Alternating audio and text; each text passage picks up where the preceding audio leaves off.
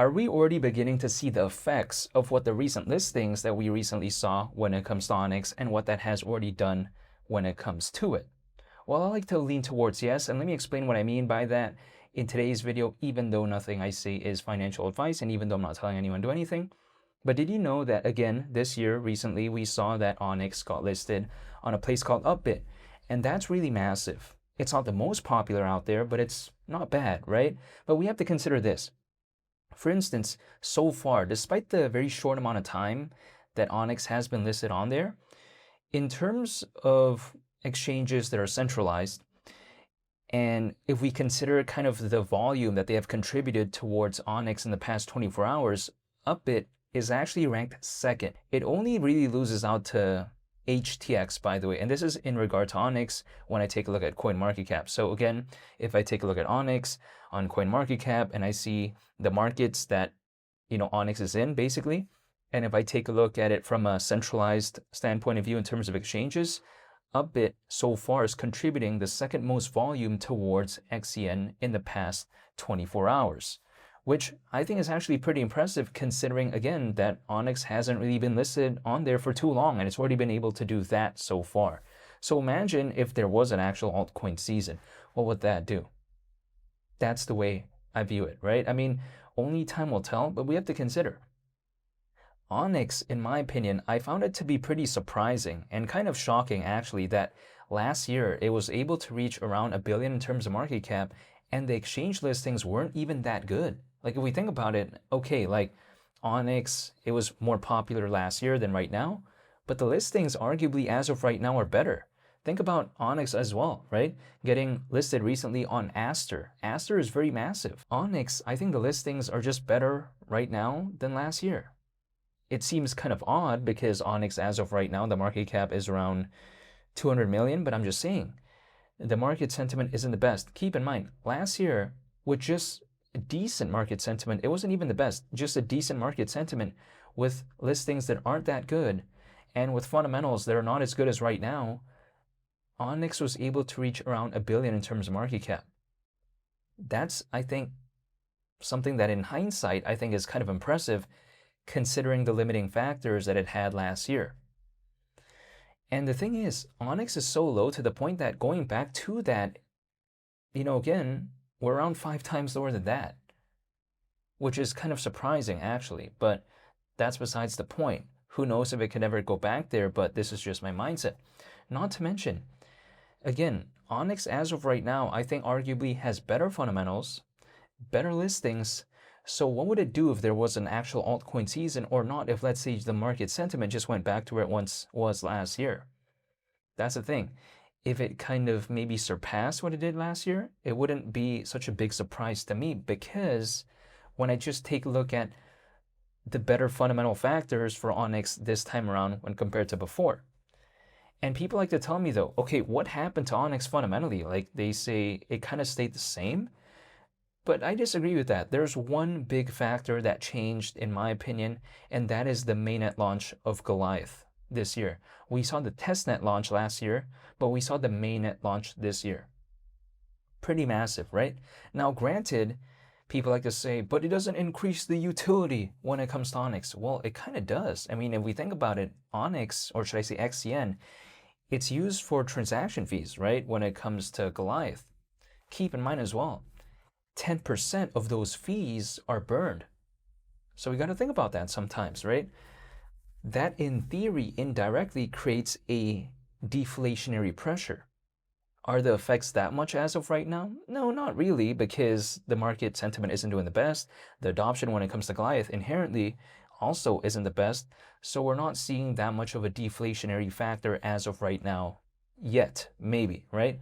Now, if let's say Goliath had better adoption, if let's say it had more popularity, then of course, naturally, if there's more, things going on, more activity, more transactions, in theory, more Onyx is being burned right through that because 10% of transaction fees on Goliath, allegedly they are burned.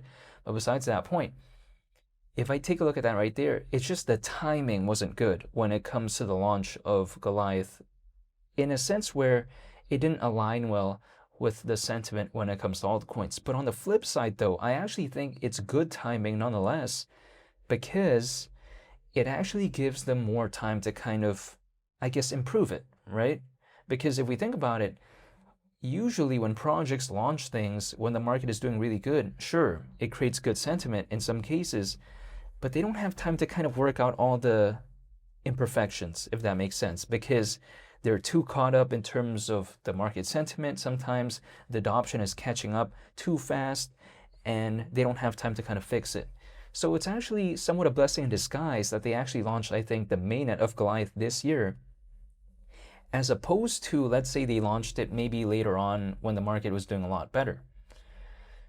But that's just my mindset. Now, granted, people like to tell me that Onyx, they seem to think that its positioning kind of fell off in the global trade and finance space. But I don't really think about it that way, because if I take a look at it, it's not like too many new projects that are that popular kind of appeared when it comes to the global trade and finance space. I don't think about it that way. Like, for instance, Zebic, its closest competitor, I mean, it's still around, right? I mean, I don't see too many of those archetypes, like, those Zebic archetypes popping up as of late. I just don't see that. And if I take a look at it, Onyx, who is it really competing with? I think it's pretty much just Zebic. Now, people like to say, what about Ripple? What about Stellar? What about XDC? I mean, in theory, yeah, they are competitors, but I wouldn't really consider it like in a direct sense because they're just way more massive. But a main point in contention is that Zebic, as of late, has been kind of doing a lot more, which I do agree with, by the way, because if I take a look at Zebic, the Algorand partnership, the Stellar partnership, and as well as the Ripple partnership, that trifecta right there, it's kind of like game, set, match at that point. It's just too good in terms of the partnerships. But it doesn't necessarily mean that Onyx is cooked when compared to its closest competitor, in my opinion. The reason why is because if we take a look at it, right? Sure, Zebic has been doing a lot more things fundamentally in terms of partnerships and stuff like that as of late. But Onyx has more historical notoriety. Also, on top of that, it has more historical popularity. Not to mention, it has more holders. It has around 147,000 holders almost as of right now. When we take a look at Zebic, it has slightly over 100,000 holders, but we're still seeing, more or less, Onyx have around 40,000 more holders. So what it may lose out in terms of the recent partnerships, Onyx does make up for it in terms of the historical presence and as well as the, I guess, amount of holders. If we think about it, Onyx last year was able to reach around $1 billion in terms of market cap. Zebic was able to only reach around 500 million. Now, don't get me wrong, I'm still a fan when it comes to Zebic, much like I'm still a fan when it comes to Onyx. But I'm just saying, that's the way to take a look at it. I treat kind of Onyx and Zebic as the dynamic duo for me. What do I mean by that? A lot of people think their dynamic duo within the global trade and finance space is like Stellar and Ripple. But for me, I treat like Zebic and as well as Onyx as the dynamic duo. That's the way I take a look at it.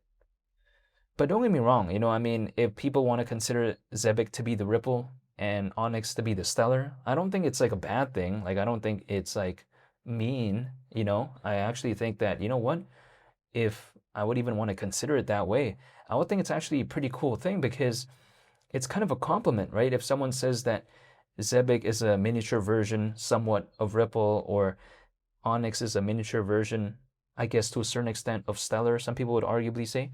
If they do say that, I don't think it's like a bad thing, right? Again, I think it's actually a compliment. So yeah, overall, as of right now, I just wanted to speak on, I guess, the effects that we're already kind of beginning to see in terms of the recent listings and how it has kind of made an impact, I guess, even though it may not be too much, but to a certain extent, what impact it's made to Onyx so far in terms of the volume and stuff like that. However, we'll wait and see what happens. I'll be sure to make more updates moving forward when it comes to Onyx, so hopefully y'all stay tuned for that. I want to say thank you for watching. I greatly appreciate it. It's been Lee the Captain. I'm out. Peace. Bye.